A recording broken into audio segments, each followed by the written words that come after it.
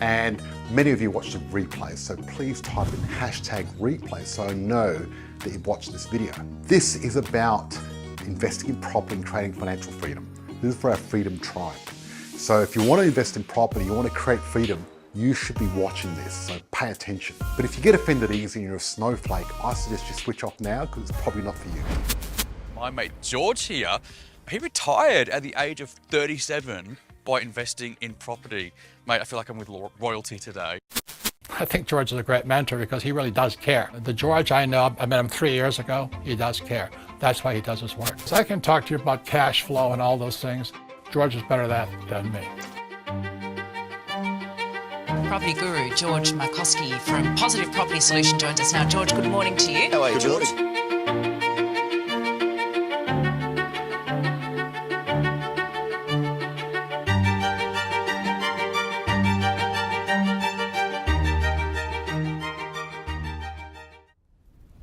Okay guys, me and my team are about to go live, so make sure you grab your beverage of choice, sit down, and you're in for an amazing show.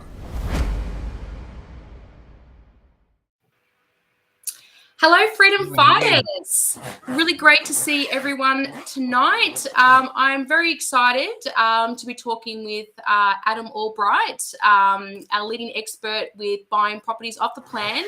And for those that don't know me, my name is Charmaine Adam. I'm one of the head property coaches here at Positive Property. If you can hear us loud and clear, just please type in the chat G to G, good to go. Just let me know that you can hear us loud and clear. If you are watching the live tonight, hashtag live. And if you are watching the replay, hashtag replay. So tonight we're going to talk about all the tips and guides on how to buy properties off the plan, because it's an exciting time in the property game and in buying properties off the plan. A lot of property, we know there's a housing crisis, so there are a lot of properties being built. And today's session is just all about giving you some tips and to answer any questions that you may have about buying properties off the plan. So Adam, anything you want to add? Good evening. How are you, Charmaine? Really good, thank you. Good to see you. How's the new baby going? You going well at home? Really good. For those that don't know, I've just had a little munchkin for 4 weeks old, and it's really, she's beautiful. 4 weeks. 4 weeks, little Georgina, sleeping well 90% of the time. That 10%, you're kind of like, what's going on tonight? But look, it's been great, and it's good to be back on board with Positive Property. And I guess that's the lifestyle of being able to work from home and still be a mum, and it's really great. Yeah, fantastic. All right, so what's our subject for tonight? Where are we gonna start? So we've got some. So tonight's all about buying properties off the plan, because as you know, Adam, there is a housing crisis, and it's very hard to get brand new completed built properties. So a lot of investors are looking to buy off the plan. So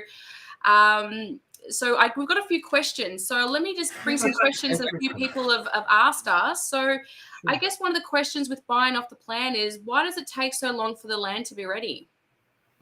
So the main question was buying off the plan. So you're buying off the plan. You're not buying something that's ready, completed to go now.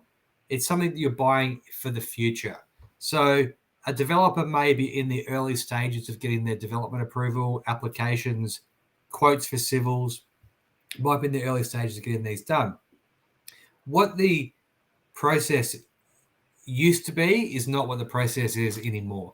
It is delayed anywhere from 3 to 18 months, I've heard rumors. So you could put your deposit down now, but not have your piece of property for 18 months' time. The main delays are civil construction in Southeast Queensland, for example, is really busy, can't get anyone.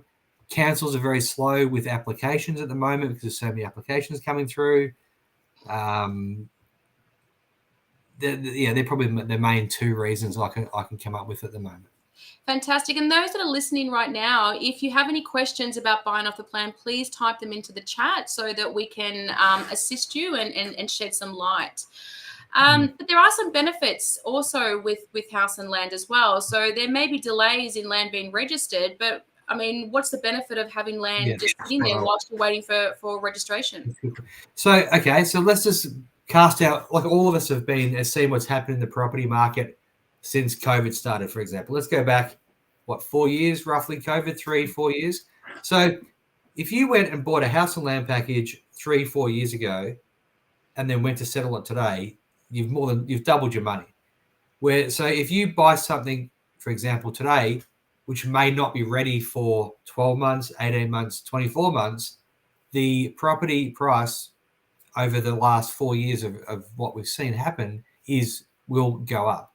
Correct. So that's the big advantage. So you're putting $1,000 down, maybe 10% on the land component. So let's say your land sits anywhere between 200 to 400,000 for a block of land. You're putting between 20,000 and 40,000 deposit in, but then that could then double in 12, 18 months, 2 years time. Exactly. And we've got a question here. So buying off the plan, I'm assuming you mean new builds from scratch. Would this be like buying a home and land package? Yeah, like we just talked about. So if you buy a block of land, you put your deposit down, your land may not be ready for 12 months, 18 months, but you're locking in at today's prices.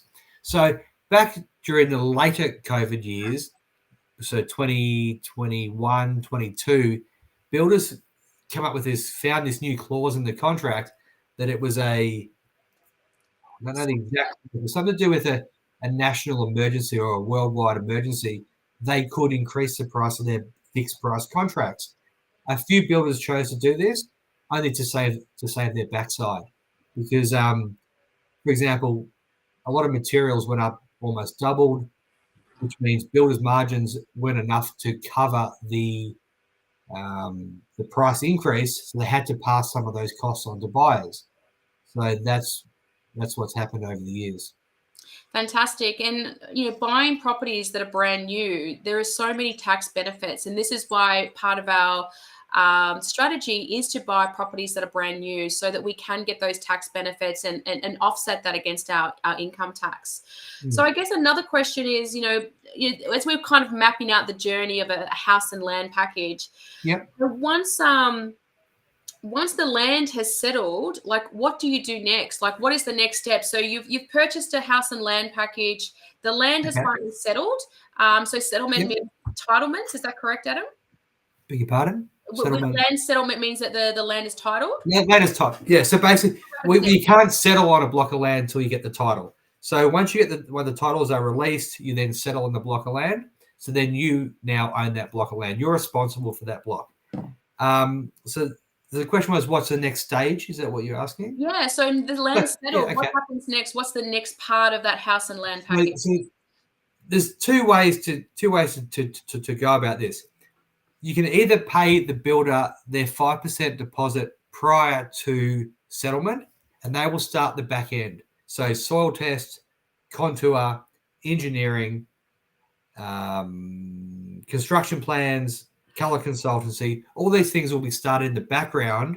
So once your land's ready to settle, the builder is pretty much ready to lodge for building approvals. Or you can either sit there and wait for the land to title and settle, and then you can pay the builder, and then he will start that process. That process anywhere between 6 to 12 weeks to get a building approval done. Got it. And then once they've got that building approval, then construction is done. 100%. Yeah. So once you get your building approval done, a normal builder should be on site within 2 to 3 weeks. They should be on site, starting the foundations, starting the site cut, and making sure that site's ready for construction. Fantastic. And another question, why does it take so long to get building approvals to start construction? Like what's that about? Well, that's a good question. It depends on what state you're in. And as I've just mentioned in our last piece, it's when you pay your deposit. So if you chose to not pay the builder any deposit pre-title, pre-land settlement, let's call it pre-land settlement, the builder has to then do all this work, soil tests, contours, engineering. All this has to happen after. We're going through a building boom. It's not, you can't just go, hey, I want a soil test tomorrow. You need to book that in. Hey, I need engineering tomorrow. Book that in.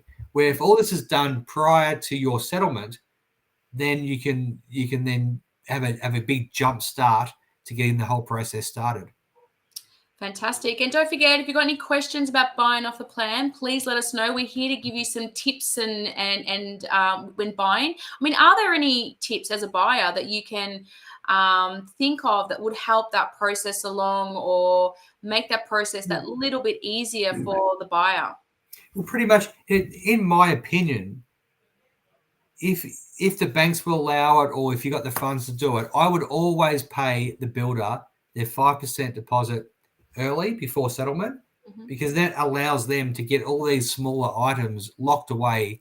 So what will happen, you'll settle on that land, you'll be paying interest to hold that land while the builder gains all this information, where if you had all this done when you didn't even own the land, you're 2 months ahead of your interest repayment straight away.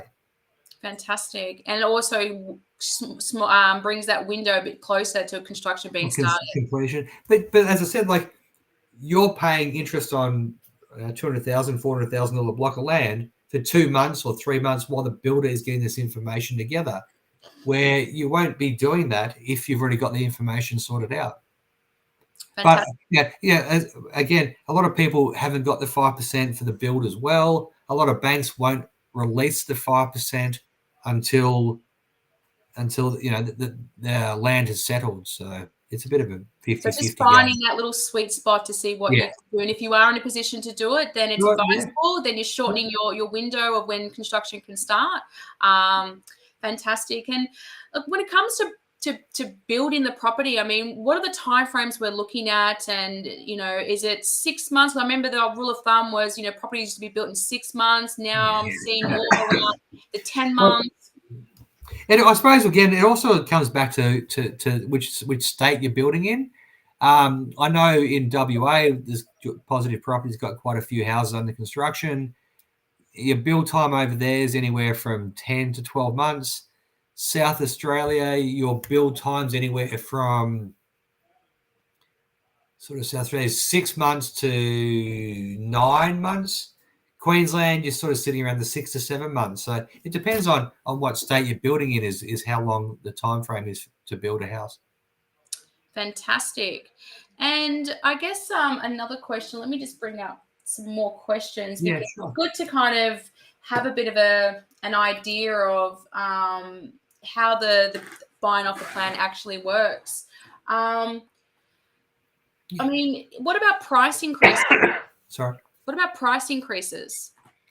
I've been sick, so you can probably hear it in my voice, and through my random coughs, it just comes up every now and again. So it's okay. So price increases from the build perspective is, I guess, what you're saying? Yeah, I'm guessing you from the build, perspective. Okay. There's a lot of concern that, the prices are going to continually go up, and there's always that concern that, around prices continuing. Yeah. So most builders who we deal with haven't passed that price increase on. But as I think we touched a little bit earlier, there are builders who can't afford to carry that sort of increase. So some builders might put the price up $20,000, $30,000 just to maintain their presence in the market, because you don't want. I think George used that famous saying of something about an airplane taking off, and you'd rather the airplane take off and be safe than the airplane taking off and not be safe, as in spending time on the tarmac. Correct. That's like being with a house builder. You'd rather be with a house builder who finishes your house and does not go bankrupt halfway through, or takes 2 or 3 years to finish it and then doesn't quite finish either. So at the end of the day, if it costs you a little bit of extra, but you've made, let's say you bought the land at 200, the land's now worth 300, the build cost has gone up 30, you're still up $70,000. Yeah. And it means your builder won't go bankrupt. And, we've been doing this for well over 10 years. Touch wood, we've had no builders go under, because we choose the right builders who make the right decisions throughout their process. Like, because we're a volume company, these guys don't come to us lighthearted and say, hey, we need to just take money off you for no reason. They come to us and say, guys, we need this to make our company viable, because you don't want a company who's not viable and then halfway through your build, they shut down. And it's really good that you mentioned that, because it's really important as an investor that you do your due diligence on builders and developers, because there has been a lot of interesting media releases of what's been happening with purchase properties, buying off the plan and so forth. And what's the kind of process or what are you looking for in a developer and a builder that helps you feel that confidence and that safety that this is the right opportunity and the right property and the right builder and developer for my investment? Well, it's a good question, but we sort of rest on our, like, I've been doing this for 20 plus years. So I rely on people who I've been in business with for the last 20 odd years. So you see all these new companies come on board and all these new people come on, and what they do is, we in the industry, we call it a race to the bottom. So everyone's racing to get the cheapest price. Everyone's just like, oh, I'm going to undercut you. I'm going to undercut you. Where at the end of the day, it's a race to the bottom. You're all going to go bankrupt, guys. Where if you go with someone who's a little bit more expensive, a solid business with a solid business model, you know that the house is going to be built with quality, and they won't go bankrupt. And that's what everyone's scared of at the moment. People are scared of builders going bankrupt. The country's got a housing shortage, and I can tell you why, because people are too scared to build. But back when I started, people would love to buy a house and land package. Now they're all too concerned that any builder they choose will go bankrupt. It's not the case.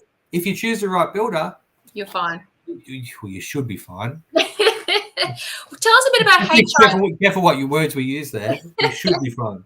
Tell us a bit about the HIA and how they kind of come into the play of properties and builds.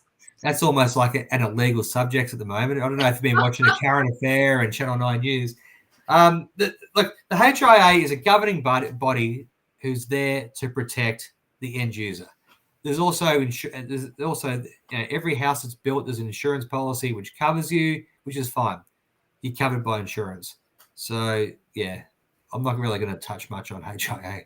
Fantastic. And look, well, I'm just conscious we do have to leave very shortly to go into our members coaching group shortly. So if you do have any questions, please bring them in before we go. Whilst building, do you need to have insurance on the land, or do you need insurance at all? Well, it depends. Once again, this one's almost off the record. It's up to you. So the only reason you need to have insurance on the land is if some kid or someone comes onto your land, breaks their leg, then yes, they can sue you.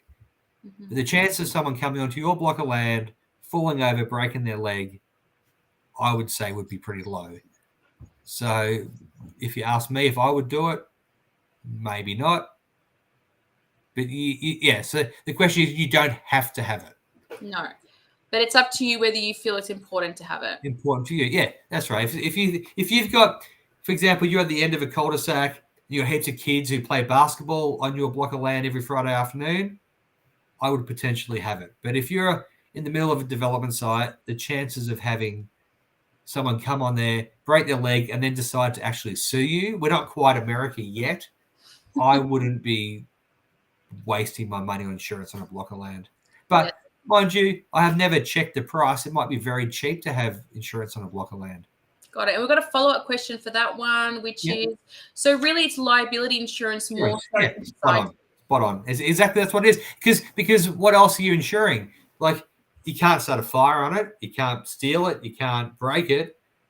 The only insurance you're really getting is to make sure that there's no one hurts themselves on your block and then comes and sues you. But yeah, I've never heard of anyone. I haven't. I've never heard of anyone being sued for hurting themselves on a vacant block of land. So I'm going to go 2 more questions before we wrap up, Adam, and then we'll get going to our private members group. Look, give us a tip. If something was to go wrong with your build, who would you contact? Where would you go? Okay, so just slow the question down. So if you're building a house and land package, you got an issue. Is that what you're saying? Like, you're asking why? Who would you contact for assistance or help? If you're going through positive property, Not through positive property. I'm kind of keeping it more generalized Mm. tips for the public because there are a lot of viewers here that might be doing this outside of that's fair positive enough. property. If you were with positive property, you would have all of Yeah, you have the circle of safety. safety. Okay, so if you were building a house through, let's say, Metricon, I don't know, let's bring up a name. I'm thinking of a big company. Let's say Metricon. So you should have a client liaison officer or manager to look after your file. So you would then go to that particular person and say, hey, I've got an issue with A, B, and C, and then hopefully they can go and get it sorted out for you. Mm-hmm. Fantastic. And we've got one more last question before we move on to our next group. If something happens with an accident with contractors, will they have their own insurance for that? 100%. If someone gets hurt on machinery or walking Well, across. that's a good question. Thank you, Mr. Facebook or Mr. or Mrs. Facebook user. We can't see your username, so we're just going to call you beautiful person. Thank you, Kirst. So what that comes down to is that basically once you start building a house, technically the builder takes over your block of land. So yes, you still own it, but you cannot even, according to the contract, you cannot enter that property without approval from the builder. So the builder has full insurance, full public liability, full everything on your block of land. And even yourself as the owner is not allowed to enter that block of land or enter your house that's being built without approval from the builder. So you just wipe your hands clean and go, right, you've handed it over to the builder, and then the builder, it's a thing at the end called a handover. They will then hand the property back to you once they've completed their construction period. Fantastic. And we've got another beautiful Facebook. Thank you. Haha. Fantastic. So look, before we go, Adam, is there any other tips that you would recommend? So obviously making sure that you've done your due diligence on the builder and the developer, always checking through your contracts, being very clear of your contracts and your obligations. Anything else that you would add as a one last tip before we leave tonight's session? As in like the building side? I'd just be real careful. No, I'll tell you, yeah. So the main thing that I would look at is be careful on, there's a couple of things. The items that are included in your contract, make sure you've got them all ticked off. Just remember, a lot of builders don't include fencing, landscaping, driveway, letterbox, a small thing like a TV antenna booster, blinds, like all these small items you don't think about, but then when you get your house handed over, you're like, oh shit, I need to spend money on, $10, $15, $20,000 extra once the house is completed. So I'd be looking at those sort of things. And part B, there's a clause called liquidated damage or delayed payments. Most HIA building contracts has it down, I think it's $250 per week. Where if you negotiate with your builder, you can put that up to $500 a week, $750 a week. Depends on the value of the contract, even $1,000 a week. I would be looking at putting your liquidated damages or delay. So every day the house is not built after the time, I would put that in at a higher price. So you've at least covered your mortgage for the land while the builder has delayed the build. Oh, that's fantastic. I love that. That's a great little hack right there. Yeah, that's a real good one. Fantastic. So Keep that between you and me, please. Fantastic. Look, Adam, it's always a pleasure to have you on and sharing your expertise when it comes to building and developing properties. We've got a beautiful comment here. Lots of value, guys. Appreciate the explanations on many questions. So glad we can help. For our freedom fighters, have a great Thursday night. Look forward to our next session next week. And Adam, I'll see you in the next group. Thanks, guys. Thanks, everybody.